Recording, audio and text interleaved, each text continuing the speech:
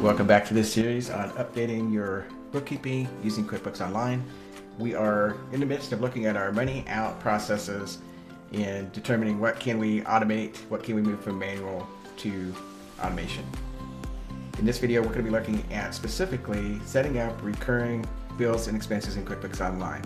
Now this specific element will not be used as much as maybe some of the others. It's not as prevalent in terms of what kinds of expenses do you have on a monthly basis that are recurring but you don't receive a bill for every month. And for instance, there are three that come to mind for me, and that would be rent expense would be one. You don't typically get a bill every month for that. Your insurance premiums, a lot of times you don't receive a bill for that on a monthly basis.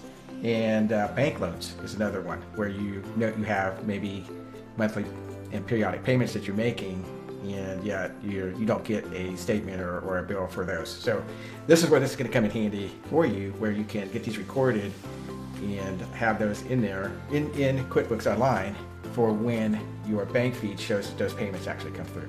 Okay?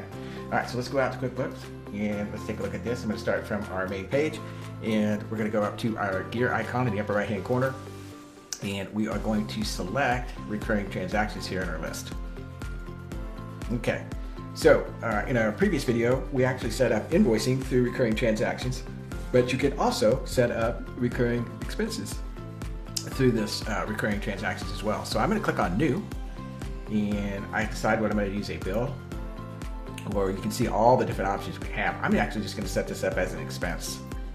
I hit OK, and so my template name is, let's say this is my rent expense. It is scheduled. So that's one of my other options: reminder, unscheduled. I want scheduled. I like to create these a few days ahead of time and when they actually due. And let's put Firebirds as an example. Maybe that's my landlord.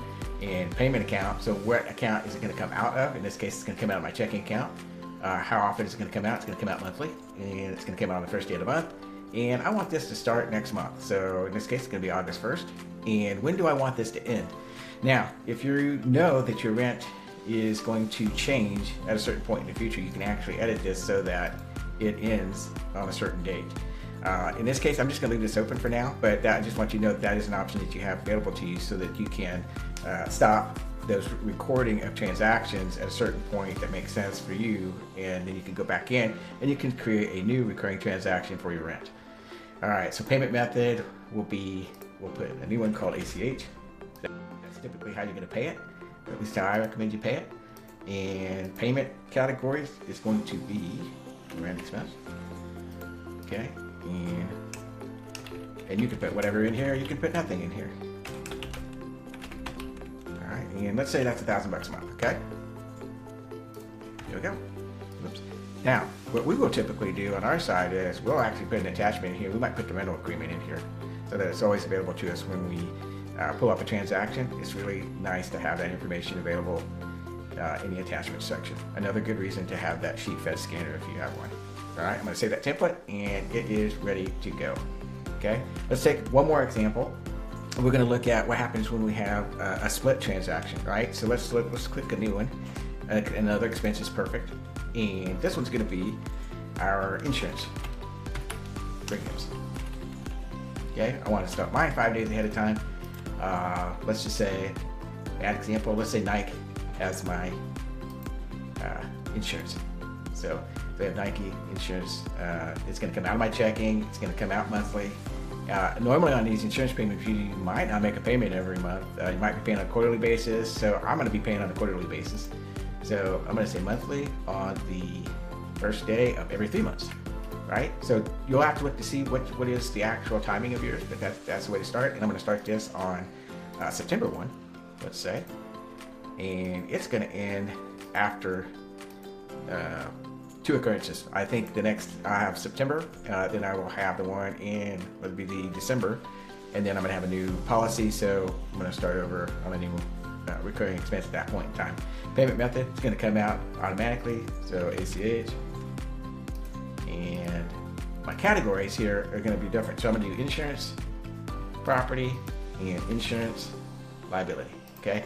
So a lot of times when you're paying insurance, you're paying two different premiums, essentially, maybe even 3. If you have work comp, you might have a 3rd one in there. And so you'll be able to break this out however you need to. Let's say this is 750, let's say 500 is one thing and 250 is another.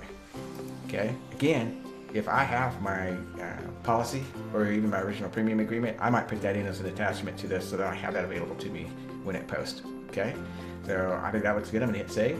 And so now I have an insurance premium payment coming out every 3 months. I've got rent expense coming out every month.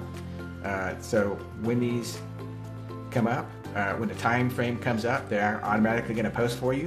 When the payment actually comes out of your bank and that information flows into QuickBooks, it will be able to find a match for the transactions because you've already pre-posted these.